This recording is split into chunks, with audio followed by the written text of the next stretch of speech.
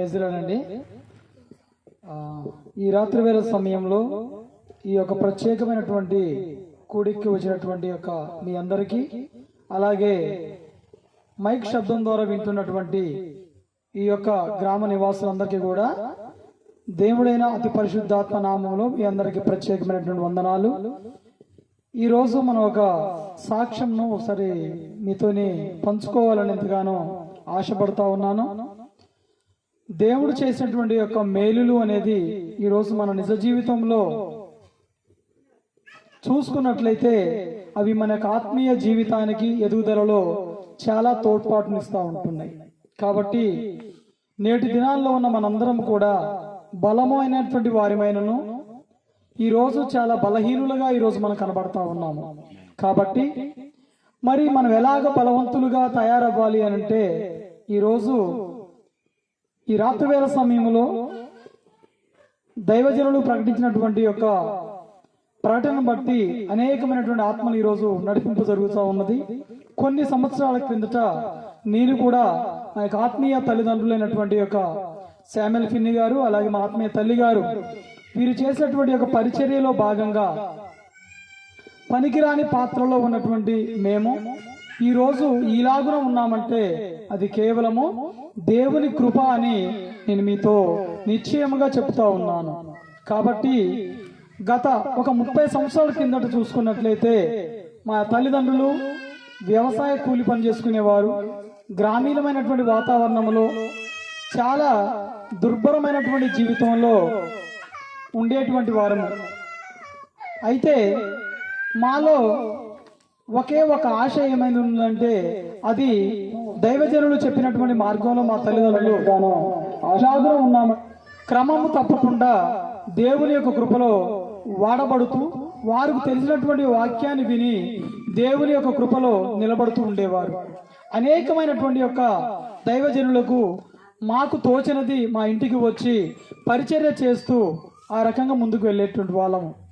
కొన్ని సంవత్సరాలు గడిచిన తర్వాత ఆ రకంగా ముందుకెళ్తున్నటువంటి క్రమంలో మా గ్రామంలో ఏ ఒక్కరు కూడా యేసు ప్రభుల వారిని నమ్ముకున్న వారు లేరు.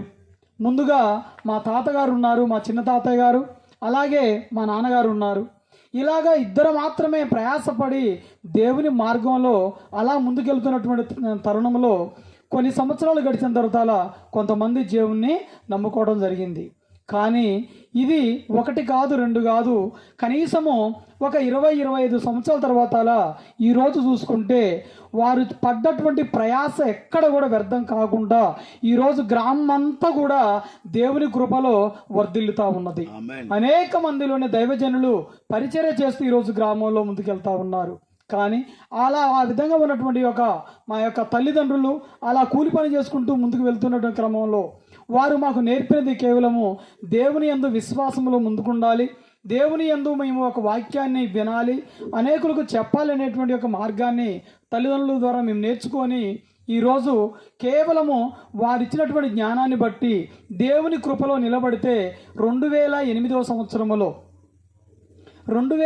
సంవత్సరంలో నేను కేవలం డిగ్రీ మాత్రమే పూర్తి చేసుకొని అందరి మాదిరిగానే నేను ఫిజికల్ ఎడ్యుకేషన్ అంటే ఒక పీఈటీ సార్గా ట్రైనింగ్ అయి ఉన్నాను. నాతో పాటు కొన్ని వందల మంది ఈరోజు ఖమ్మం జిల్లాలో ట్రైన్ అప్ అయి ఉన్నారు. కానీ అటువంటి వారందరిలో కూడా నేను ఉంటే చాలామందికి ఒక అభిప్రాయం ఉన్నది, వీరికి బాగా ఉద్యోగం రాదేమో, బాగా చదవలేరేమో, ముందుకు రాలేరేమో అనేటువంటి ఆలోచన చాలామందికి ఉన్నది. కానీ మాకున్నటువంటి ఆలోచన ఏంటంటే మా పక్షమున యేసయ్య మా పక్షమున నిలబడుతూ ఉన్నాడు.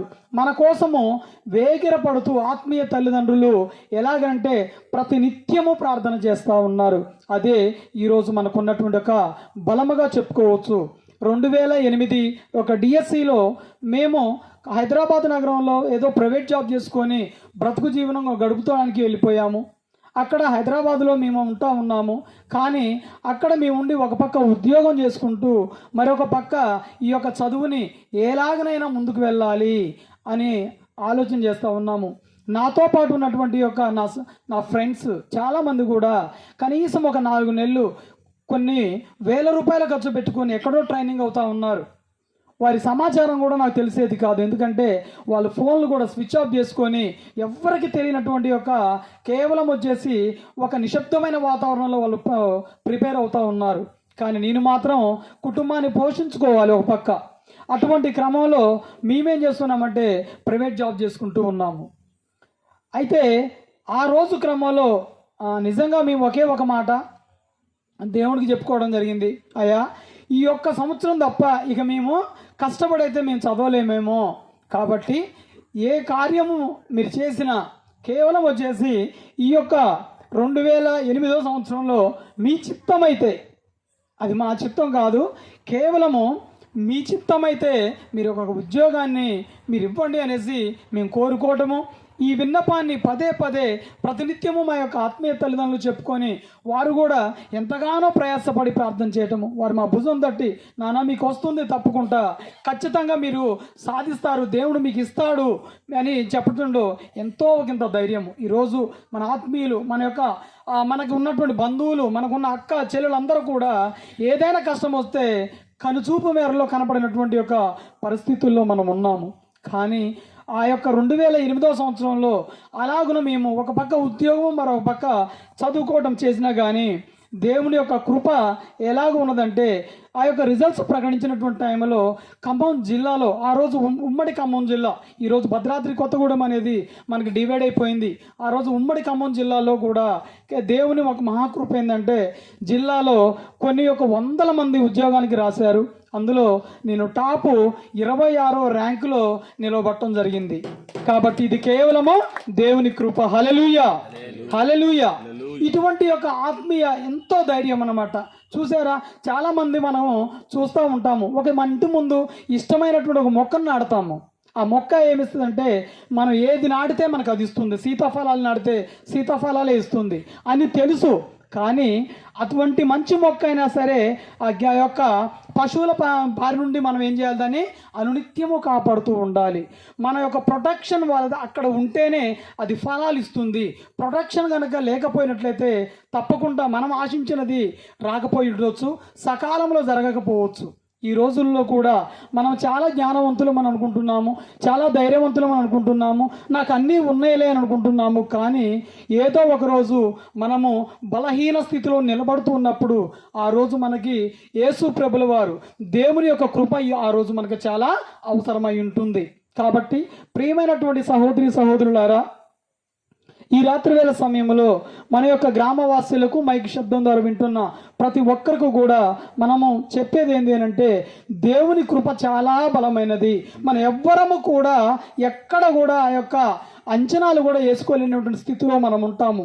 ఈరోజు పనికిరాని నేను, అంటే కేవలము వ్యవసాయ కూలి పని చేసుకునేటువంటి నేను ఈరోజు దేవుడు ఇలాగలో నిలవబెట్టి దేవుని కృపను బట్టి ఖమ్మంలో ఒక మంచి ఇల్లు, ఒక మంచి పొజిషన్లో ఈరోజు ఉంచడం జరిగింది. ఈరోజు నాకు ఉద్యోగంకి వచ్చి 16 సంవత్సరాలు. చాలామంది రాత్రి కూడా మేము ప్రార్థనలో మాట్లాడుతున్నప్పుడు మా సార్ ఒకతను వచ్చాడు, సార్ నేను కనీసం వచ్చేసి 130 కిలోమీటర్లు మేము కారులో పోయి వస్తున్నాం సార్ అని చెప్తా ఉన్నారు. అతనికి రిటైర్మెంట్కి ఇంకా కూడా కేవలం వచ్చేసి ఒక 4-5 సంవత్సరాల దూరంలో ఉన్నాడు. తను చెప్తున్నాడు, నా 25 సంవత్సరాలు ఎప్పటికైనా ప్రయాణం సార్, అలసిపోతా ఉన్నాను. అతను చెప్పినప్పుడు నాకు అనిపించింది, నాకు అప్పటిదాకా నాకు అనిపించలే, తను చెప్పినప్పుడు అనిపించింది నిజంగా దేవుడు నా పక్షాన ఎంత మంచి కార్యం చేస్తూ ఉన్నాడు. 16 సంవత్సరాలు పూర్తి చేసుకున్నాను నా ఉద్యోగ సర్వీస్ని. ఈ 16 సంవత్సరాలు కూడా కేవలం కూడా 16 కిలోమీటర్ల పరిధిలోనే నా ఇంటి నుంచి ఉద్యోగం చేస్తూ ఉన్నా. కేవలం 16 కిలోమీటర్ల పరిధిలో. కనీసం ఒక 6 సంవత్సరాలు అయితే ఒక 2.5 కిలోమీటర్ల పరిధిలోనే చేశాను.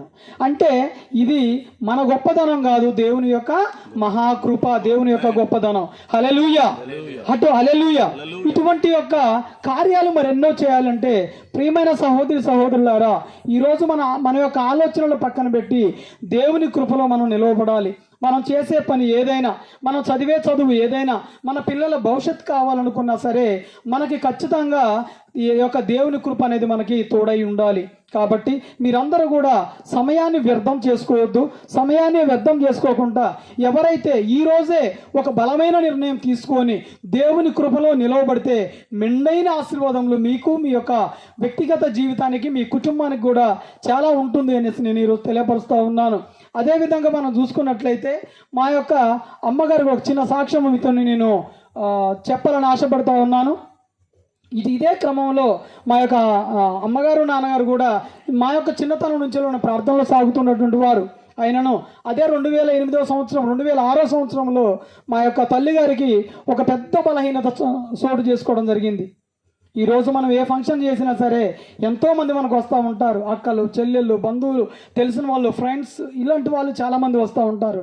కానీ ఆ రోజు మా యొక్క అమ్మగారికి ఒక బలహీనత చోటు చేసుకున్నప్పుడు అమ్మగారికి హెల్త్ బాగాలేకుండా మీ హాస్పిటల్లో చూపిస్తే డాక్టర్ చెప్పారు చిన్న గడ్డ ఉందండి, ఆపరేషన్ చేయాలని చెప్పారు. చేపించాము, ఖమ్మంలో చేపించాము. దాన్ని బైసెప్స్ తీసుకొని బెంగళూరు పంపించడం జరిగింది. ఒక 1 month తర్వాత రిపోర్ట్ రావడం జరిగింది. ఆ రిపోర్ట్లో వచ్చింది ఏంటి అని అంటే డాక్టర్ చెప్పారు ఇది బ్రెస్ట్ క్యాన్సర్ అని చెప్పారు. ఆ రోజు కుటుంబం అంతా కూడా, అంటే మా దగ్గర డబ్బు లేదు, మాకు ఏమీ తెలియదు, ఎటువంటి ఒక ఆస్తుపాస్తులు లేవు, ఉన్నది అమ్మా నాన్న, వాళ్ళ పరిస్థితి చూసుకుంటే చాలా బాధ అన్నమాట. గుండెల నిండా భారం, ఏమో తెలియనటువంటి యొక్క భయం. మరి దీని నుంచి మేము ఎలాగ అనుకుంటే కేవలం ఆ యొక్క బరువుని, భారాన్ని మనం మోయకుండా మేము దేవునిపై మోపాము.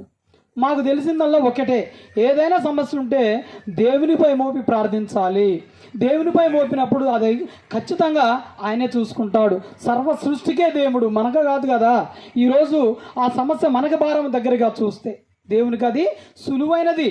కాబట్టి అలాగా మా యొక్క ఆత్మీయ తల్లిదండ్రులు చెప్పి సంఘంలో అలుపెరగక ప్రార్థన చేస్తున్నప్పుడు దేవుడు ఒక మార్గాన్ని చూపించాడు. అదేవిధంగా హైదరాబాద్ వెళ్ళి మళ్ళీ అమ్మగారికి మరొకసారి మేము ఆపరేషన్ చేయించడం జరిగింది. అటువంటి ఆపరేషన్స్లో కూడా నేను అమ్మగారితో హాస్పిటల్కి వెళ్తున్నప్పుడు దాదాపుగా 10, 20, 30 మందిని అలా పేషెంట్స్, క్యాన్సర్ పేషెంట్స్ కూడా మేము ప్రతిసారి మాట్లాడుతూ ఉండేవాళ్ళము. ఒకసారి పోయినాక కొన్ని ఒక కేషీట్స్ తీసి పక్కన పడేసేవాళ్ళు ఆ రూమ్లో. ఏంటండి ఇవి పక్కన పడేశారంటే వాళ్ళు చనిపోయారు అని చెప్పారన్నమాట. చాలా భయం వేసేది, అయ్యో ఇలాగుందో అనిపించేది. ఒకసారి చూసుకుంటే మా అమ్మగారు కేషీట్ తీసుకొని పోతే అక్కడ కేషీట్ మొత్తం కూడా అన్నీ కూడా అయిపోతున్నాయి ఆ ర్యాక్లో. మాకు అంతటి ఒక భయము అనిపించింది. కానీ దేవుడు యొక్క గొప్ప మహాకృప ఏంటంటే నిజంగా చాలా గొప్పవాడండి దేవుడు. ఈరోజు చాలా ఆరోగ్యం ఉన్నవాళ్ళు కూడా, అమ్మగారితో ఉన్నవాళ్ళు, హెల్దీగా ఉన్నవాళ్ళు, ఆరోగ్యంగా ఉన్నవాళ్ళు నేటి దినాల్లో లేరు. మనకంటే గనులు, మనకంటే గొప్పవాళ్ళు, ఎంతో డబ్బు ఉన్నటువంటి వాళ్ళు, సకల ఐశ్వర్యం ఉన్నది, హాస్పిటల్సే నా కోసం ఉంటాయి అనుకున్నా ఎంతోమంది గొప్పవారు కూడా ఈరోజు మన మధ్యలో లేరు. ఈ యొక్క కరోనా టైంలో మనందరికీ బాగా తెలుసు, మనకి సినిమా సాంగ్స్ బాగా పాడుతున్నటువంటి ఒక వ్యక్తి ఎస్పి బాలసుబ్రహ్మణ్యం గారు దాదాపుగా 300 కోట్ల రూపాయలు ఖర్చు పెట్టాడు. ఒకే హాస్పిటల్లో జాయిన్ అయ్యాడు. తన కోసం ఒక ఫ్లోర్ అంతాలోనే ఏ ఒక్క పేషెంట్ని కూడా చేర్చలేదు. డాక్టర్స్ అనునిత్యం ఆయన కోసం పనిచేస్తూ ఉన్నాడు. అతను వెళ్తూ ఉన్నప్పుడు ఒక చిన్నగా వీడియో చేశారు యూట్యూబ్లో. నేను జస్ట్ ఒక 1 or 2 daysలో నేను బయటకు వస్తాను, చిన్నదే మైక్రోన్ అని చెప్పాడనమాట. కానీ ఈరోజు తిరిగి రాని లోకానికి వెళ్ళిపోయాడు. అంటే డబ్బు ఉన్నది, డాక్టర్స్ ఉన్నారు, చేతులు ఏమైనా ఉన్నది, కానీ నేను అనుకుంటున్నాను అది దేవుని కృప తనకు లేదేమో అని నేను అనుకుంటున్నాను. అటువంటి ఒక బలహీన స్థితిలోకి మనం వెళ్ళకుండా ఉండాలి అంటే ఖచ్చితంగా ఈ రాత్రే దేవుణ్ణి మీరు బలంగా నమ్ముకోవాలి. అటువంటి ఒక దేవుణ్ణి బలంగా నమ్ముకున్నారు కాబట్టి మా అమ్మగారు నేటి దినాల వరకు, ఇప్పటి వరకు కూడా సంపూర్ణమైనటువంటి ఆరోగ్య స్థితిలో అమ్మగారు ఉన్నారు. హల్లెలూయా, హల్లెలూయా. కాబట్టి ప్రియమైనటువంటి యొక్క ఇక్కడ కూడినటువంటి యొక్క మీ అందరూ, అలాగే మైక్ శబ్దం ద్వారా వింటున్నటువంటి యొక్క గ్రామస్తులందరికీ ఒకే ఒకటి విన్నపం, సాక్ష్యాలు దేవుని యొక్క కృపలో అనేకం ఉంటాయి. కాబట్టి బలమైన నిర్ణయం తీసుకొని మీరు మందిరంలో కూడా నడపబడితే, దేవుని యొక్క కృపలో వాడబడితే, దేవుని మహిమలో నిలబడితే తప్పకుండా మీకు, మీ కుటుంబానికి, మీ యొక్క ఆత్మీయ జీవితాన్ని కూడా చాలా బాగా ఉంటుందనేసి ఇటు అవకాశం ఇచ్చినటువంటి ఆత్మీయ తల్లిదండ్రులకు, ఇక్కడ కూడి వచ్చినటువంటి ప్రతి ఒక్కరికి కూడా వందనాలు తెలియజేస్తూ ఉంటున్నాండి. Praise the Lord. ఆమేన్. ఇంతవరకు చక్కని విలువైన మాట